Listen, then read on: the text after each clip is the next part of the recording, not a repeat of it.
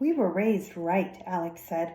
We had two wonderful parents who taught us how to be good people, and we believe good things happen to those who are good at heart. So you were environmentally influenced into being good people? That's precious, the evil queen said. You said you had two parents? What happened to them? It made the twins sick to hear her ask about something so dear to them. Our dad died, Connor said. Not that it's any of your business. Was he a good person? Was he good at heart? The evil queen said. He was the best, Connor said. I see, she said. Then he was wrong, wasn't he? Surely a good person would never have had such a tragedy happen to him. He must have taught you a lie. What are you getting at, lady? Connor asked. I had parents once too.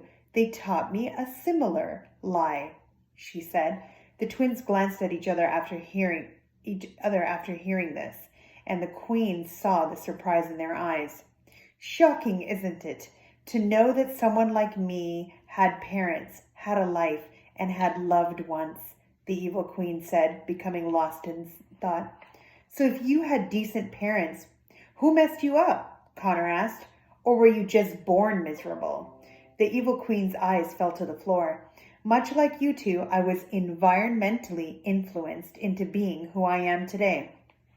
She turned her back to the twins and faced her mirrors again.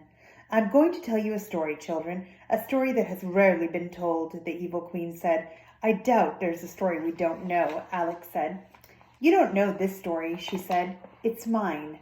Alex and Connor looked to each other nervously. Did they want to hear this story? Once upon a time, there was an enchantress, the evil queen began. She was unlike all the fairies and witches that had ever lived before her. She lived without consequence and lived on desire and desire alone. She gave herself anything and everything she wanted, never caring how or who she hurt by doing so. Many years before I was born, the enchantress decided she wanted the world and sought it one kingdom at a time. There weren't as many kingdoms to conquer back then, especially after she put Sleeping Beauty's kingdom under the sleeping curse. Very late one winter's night, two villagers heard banging on their door and found a young maiden shivering on their doorstep. She was with child and was exhausted from running. She had just escaped from someone or something, but the villagers couldn't ask questions because she began delivering the child right then and there. The maiden died giving birth to the child that night. Despite the mystery surrounding the maiden, the villagers adopted this child. It was a baby girl who they named Evely. Evely? Alex asked, and her eyes grew wide. The evil queen ignored her and continued the story. Evely grew up to be a very beautiful young woman. She was a kind and good-spirited girl, and everyone in her village loved her, especially one young man her age, a boy named Mira.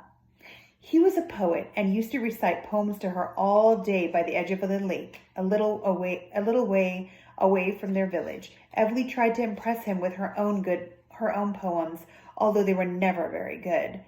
She would say to him every day, Mira, Mira, by the lake, my heart is yours to take. They used to laugh together and hold each other in their arms until dusk every day. The two fell madly in love and were engaged. However, on the eve of Evely's wedding, the enchantress came for her, claiming that she and her birth mother belonged to her.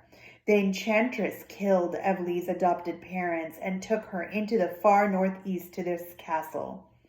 Evely became just one of many slaves who belonged to the enchantress.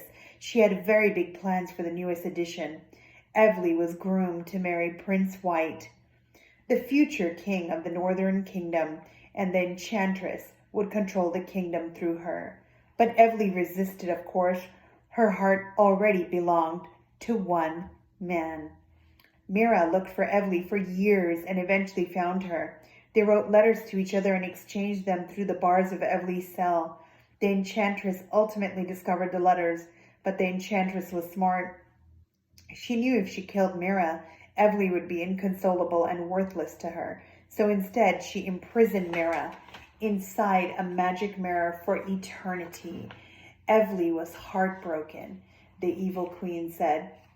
You're Evely, Alex said. The man in your magic mirror. He was your fiancé, Connor asked. Yes, the evil queen said. I became Evely, the evil queen of the Northern Kingdom. It has a nice ring to it, doesn't it? People tend to be creative when they're condemning others. So that's how you became queen, Alex said. Not exactly, the evil queen said, glaring at her. From the moment Mira was trapped inside the mirror, I refused to continue with the enchantress's plan. I still pretended to go along with it, gaining her trust and becoming a protege of sorts. She kept a room full of potions here in the castle. I spent hours of every day in that room, immersing myself with the substances, learning everything about them.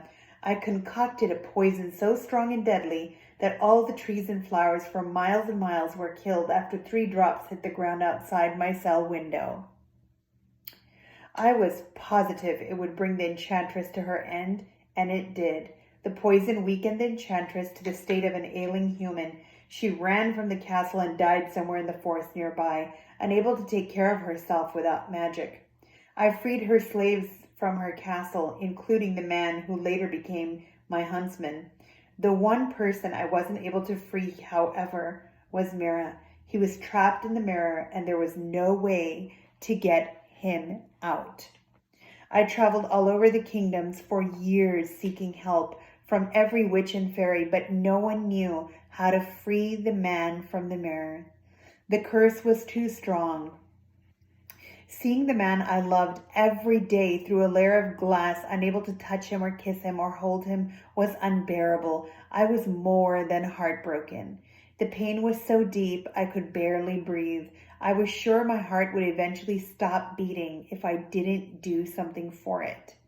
I found an old witch named Hagatha deep in the dwarf forest and begged her to help me. She, like everyone else before her, could do nothing about the mirror, but she treated my heartbreak. She cut my heart out of my chest and turned it into stone, the evil queen said. Gross, Connor muttered. She walked over to a stool on the side of her mirrors.